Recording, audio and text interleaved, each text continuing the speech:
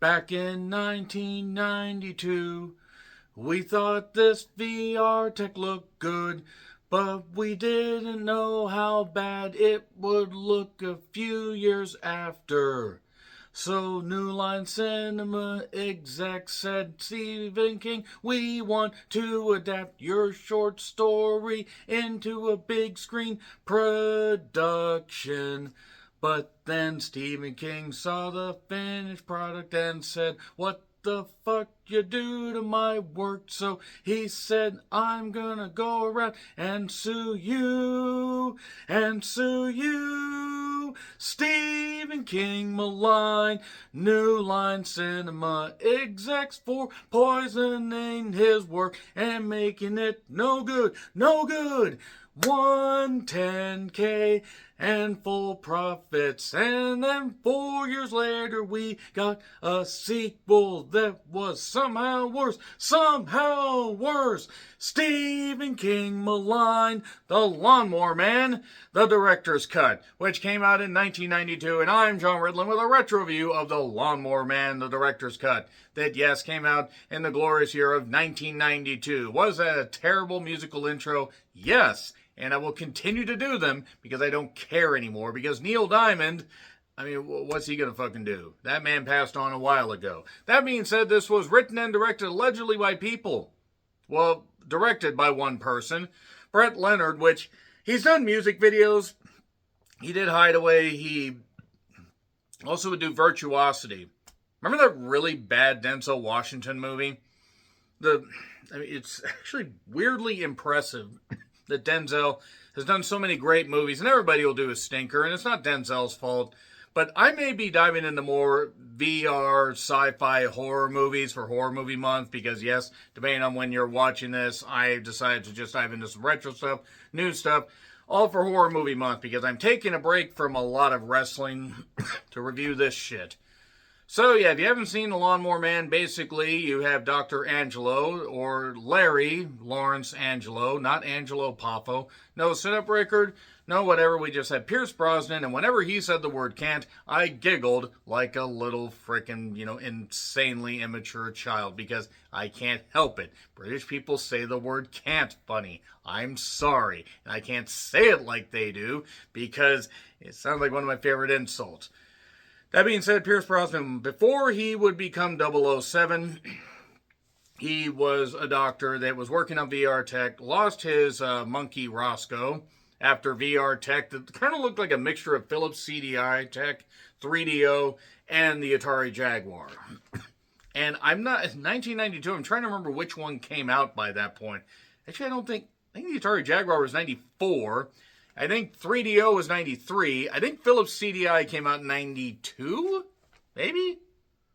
All I know is those are really fucking expensive. I think the Jaguar actually might have been the least expensive, and it was also vastly inferior.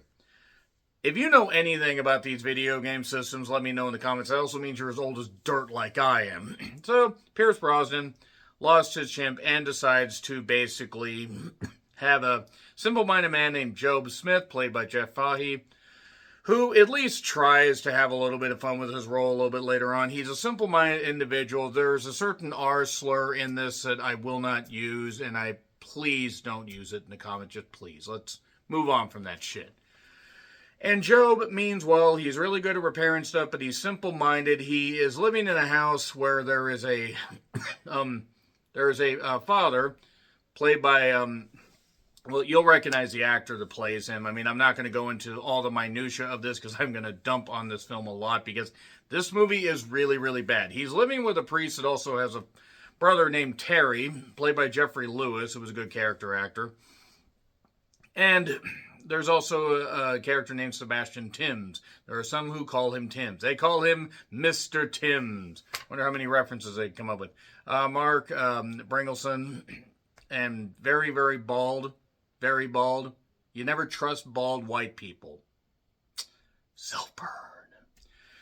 So essentially, as Jobe gets more advanced, more technologically advanced with the implement of a chip or some tech that basically helps his brain develop and unlocks his potential, he becomes more maddening and more mad with power, and also suffers from seizures, and basically it's too much power for one man to take on, but then eventually he wants to go into cyberspace.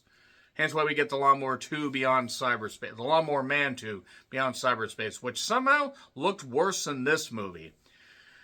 So let's talk about some facts and figures. One, the VR computer technology stuff required 7 people over 8 months to work on this. I would have preferred 8 people over 7 months, but what do I know about funding shit? And cost around $500,000, which would be $1.1 million in today's money. The whole budget was $10 million. A lot of that, I assume, went to chest grease for various actors, and that would be $23.1 million in today's money. And then we got a $7.7 million opening, $17.7 million in today's money, $32.1 million gross, excuse me. That'd be $74.1 million in today's money. So, we do have Jenny Wright, who looked pretty good. We do have Colleen Coffey, who plays Sweet Caroline, who, my goodness, she was, she's probably still beautiful now, I imagine, but she looked great here. This is also David Koresh's favorite movie. That explains a lot, honestly. And, yeah, Stephen King legit was not happy that his name was attached to this on the Cyber God script. And it basically so loosely was connected to his work, like so goddamn loosely, that he sued and won. He won $10,000 in a suit, but he got the full profits from the movie. So New Line Cinema took a bath on this. Even if he only got half the profits, that's still saying something. But yeah, good old New Line Cinema. This is when New Line Cinema was kind of king, though. Like, they would go on to do, I believe they would go on to do both Mortal Kombat movies. They would go on to do Spawn and various others. And, of course, we started with a VR chimp. Man, these chimp experiments never work out well. You have 28 days later, you have an outbreak. You have the weird little chimp that was running around. But enough about Dustin Hoffman. Let's talk about the actual chimps. Yeah, there was this thing called Project 5. Mr. Timms ends up basically kind of being the villain, working for the director, who wants to advance this, trial. And basically, okay, it's not working on Roscoe, let's have it work on a human. Oh, Dr. Angelo's working on a human, well, let's continue to advance this stuff. And Timms, you take over. What could possibly go wrong? So, we thought this tech looked good in 92. And here's the weird thing. You had the year before this, Terminator 2 Judgment Day. And I know that movie had a bigger budget, but still, that was tech that looked amazing. That is tech that looks amazing now. This tech looked dated even when it came out. You could get Star Fox vibes. You could get, Atari Jaguar. I forget the name of the game. Where did you learn to fly? And, there was the chimp Roscoe ended up going absolutely nuts.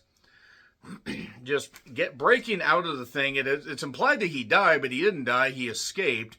And then he got out and was talking to Jobe, and Jobe thought that he was Cybo-Man, this, like, comic book hero or whatever, and he calls himself the Lawnmower Man because he can fix any lawnmower. He mows better than anybody in the goddamn world. I used to have a lot of comic books, actually. I don't know what happened to them. I don't know if I gave them away or what. They weren't anything really valuable. They were stuff my uncle gave me. But... yeah, essentially, this VR chip has poisoned Roscoe's mind. This VR chip, this tech, this headgear, whatever. But no Planet of the Apes here because we get in a firefight and the chimp ends up getting shot. Jobe's upset, but because he's simple, Dr. Angelo can prey upon him. Oh, and also we have Father Francis, who is very much bound and determined to beat the sin out of Jobe. Why? I don't know. So, just a lot of bullshit in this. And by the way, the original I think was an hour and 43 minutes, something like that. And the director's cut actually doesn't look too bad as far as splicing deleted scene footage and everything. I mean, there is noticeable stuff, but it's pretty streamlined on Prime, which is where I watched this. The problem is the director's cut proves that adding more footage doesn't necessarily help. There are genuinely good ideas in this movie. There are. Like the idea of Joe becoming more powerful and using his, newfound power and, getting so wrapped up in the VR, wanting to just absorb more knowledge, learn from the mistakes of humanity, either save humanity and eventually execute it.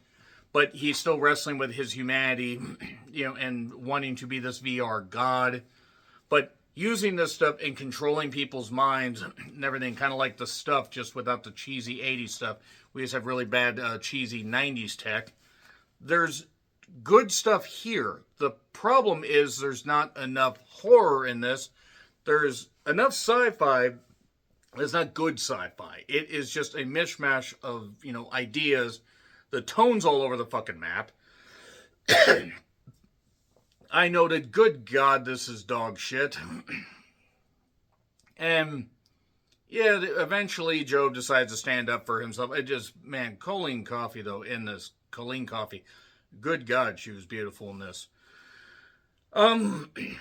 So we get quite a bit of setup with him and Terry, who's very, very Irish. So Irish, you have to expect him to be like the leprechaun in that Simpsons episode. And Jenny Wright, my word, there were some pretty women in this, I'll say that much. And Larry basically he's so wrapped up in his work, he doesn't bother with, Caroline, which I'm sorry, if you have a beautiful brunette like that in your house and you're lucky to have her, you take care of her. The whole bit of acting and everything in this is absolutely terrible because there's so many things that are moving around, yet nothing is going anywhere. And that's actually the weirdly impressive thing about this. I remember DOS games, the stuff where puzzle games and stuff like that. And then we get a VR thing, which is like F-Zero, if it was F-10, aka the dummy, game, the bastardized program of it. F-Zero, by the way, F-Zero GX is, that game is made by Satan, by the way, because it was so beautiful, but God, it was so freaking ridiculous. So put a chip in his head and make him smarter. Jobe learns more and more that humanity is disturbing, or history is disturbing. Jobe stands up for himself and stops Father Francis from whipping him, says you shouldn't hurt people. Because honestly, there's no syndicate around to hurt people. And Miss Burke, yeah, my word, terrible audio in a lot of these big studio, areas or the big open areas. And I'm like, maybe that's from the deleted scenes. I don't know, but there was terrible audio and even stuff I remember from the theatrical release. Jobe is having seizures. Jenny Wright looks amazing. But Jobe continues to want to absorb technology. So unfortunately, he kind of becomes something that he wanted to become smarter, so he wasn't picked on. There's a guy named Jake, not of the Body By fame, who's a bit of a bully and standard bully. I mean, a lot of this stuff, it's weird how this movie's 2 hours and 20 minutes. The director's cut is, yet even less happens in this one. So, he learns too fast and too furious. And then he freaks out, and Dr. Angelo has to save him. He says, I saw God, I touched God. I mean, they're beautiful women, but I'm kidding. So, now his powers are becoming more developed and everything. He is able to move objects around. It's like he has ESPN or something. He decides to take Mrs. Burke in there and hook her up to the VR so they can have VR sex, which harkens back to something that Caroline said about how wrapped up Dr. Angelo is, Larry Lawrence Angelo, which it just sounds funnier to say the name that way. And yeah, all the VR, sex ends up going crazy because the VR programs are going nuts. The constricting between the physical version of, basically the Lawnmower Man and the cyber version, Jobe is basically kind of mishmashing and he can't tell which is which. And Jobe basically blames Dr. Angelo, but it turns out actually it's Mr. Timms is doing all this stuff with these drugs to make him worse. See, despite the fact that this movie's longer and is supposed to add more information, it's somehow more incomprehensible in the director's cut. So there's talk of going to a place in Virginia to meet with the director, who's not just a face on camera, but a real person behind a 1920s recession desk. And, well, basically, Angelo kind of snaps. He ends up punching out Mr. Timms. Meanwhile, Jobe sneaks back into the facility to pump himself full of more drugs to get more, information, sync himself up with VSI, which is the name of the company. But first, he immolates Father Francis with crazy CGI fire. It's ridiculous. And then he ties up Jake in the gas pump. And he's basically just getting to where he's more vicious and everything, but still wrestling with that humanity. I mean, that was the implication. It wasn't very well done, but it was the only thing that we have. And then suddenly, Peter, who's the little boy that has been friends with Jobe and, it deals with a drunk dad. The drunk dad is watching a Tito Santana match from late 91, early 92. And I'm thinking, because of when this was released, it probably was late 91. Because you hear Vince McMahon, the dirty pervert that he is, by the way, talking about Tito Santana wrestling on every single WrestleMania. That is Chico Santana for the Jesse Ventura fans, the flying jalapeno forearm for Bobby Heenan fans. If you know who Tito Santana is, you understand. If you don't, you are monumentally confused by what I'm saying. So, then suddenly the big red lawnmower runs in and chases down Peter's dad and runs him over. I mean, it bursts through this thing. Somehow doesn't damage the house enough to where the police question any of this. But everything's okay. But see, that kind of stuff where Jobe's doing this and taking revenge because he likes Peter, even as he wrestles with his humanity and everything, that's a good idea. The movie just didn't have enough of that. And then suddenly Troy Evans, of all people, the one that was the sheriff in The Frighteners, he's also in Under Siege, and he's been in a lot of stuff. A really good character actor. He's in this briefly as a lieutenant. And then he's controlled by Jobe.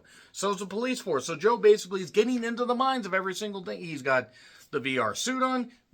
This kind of stuff could work.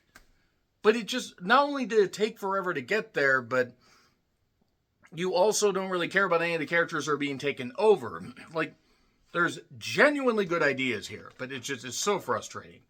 The Tito Santana match, I just can't get over that. I thought that was Jake the Milkman Millen, but it wasn't. It was another big old fat guy shrieking Scott Steiner TNA noises. And essentially, Joe basically decides he wants to design a virtual utopia. Kill the Earth off and make humanity absorbed into him. Also, Caroline is under his control, looking incredible as a 50s housewife. My God. My God. Colleen Coffey, let me talk to you. No way she knows I exist. But yeah, Joe basically is going absolutely insane. He wants to go to VSI to basically link up and be in the VR, completely in the virtual reality, build a realm, and then by 2001, everybody will be hooked up to it and hooked up to him, and it will be the absolute worst atrocity that occurs in America in 2001. Why would you question me? And then basically Dr. Larry Lawrence Angelo comes up with the idea of kind of creating a way for Jobe, cutting off links so Jobe can't actually get out of the cyber area. He can't get out of that. Once he's locked in, he's trying to do access denied because he cut him off and everything, all that stuff. It's like a virus is killing us off, and there's a way out, but the thing is, as smart as Jobe is, as fast as he's moving, as desperate as he is to get locked into cyberspace, ultimately, pour himself into the mainframe, he's going to have to really work hard. Before he does that, by the way, he controls Terry, who drives his little Irish jigging ass right into the goddamn military base of VSI, where there are CGI insects that gradually kill people or just basically attack them. Still, the better use of insects than, say, My Girl, because that little shit deserted. You should have taken a better path home. So don't stand so close to bees. And Jobe's in the VR dungeon. Angelo sets up some explosions. Peter and his mother, I believe Miss Burke, I think. I believe it was that Janie Wright? I'm trying to remember. She was pretty blonde, I know that much. Basically, the idea is in a few minutes, these bombs are going to explode, and that's it. But Peter is there, and once Jobe realizes that, he has a bit of just snapping back to reality. Oop, there goes VR gravity. And he basically says, after torturing Angelo and trying to get this information and everything, he says, go save Peter. He can't be saved anymore. He is just stuck in there because movie. So Angelo manages to get him, but this door is locked, and basically Jobe uses the last little bit of humanity, uses power, frees the door. They escape. The model building is exploding, but Jobe manages to just get into, down this wormhole into cyberspace, into the mainframe like he wanted to be, just in time. And now, I guess Caroline is dead. And Dr. Larry Lawrence Angelo is living with Miss Burke and Peter, or they just know each other. And also the phones start ringing everywhere, because that's right, Jobe is suddenly everywhere. That is Lawnmower Man, ladies and gentlemen. That is a pretty shitty movie right there, but it's something to certainly start off Horror Movie Month correct, because it's nowhere to go but up, right? So anyway, agree, disagree, what I said. Like, share, subscribe, Twitter, Letterboxd, Blue Sky handles in the description. I'm John Redland. Till we probe into the mind of Jobe again, happy trails to you.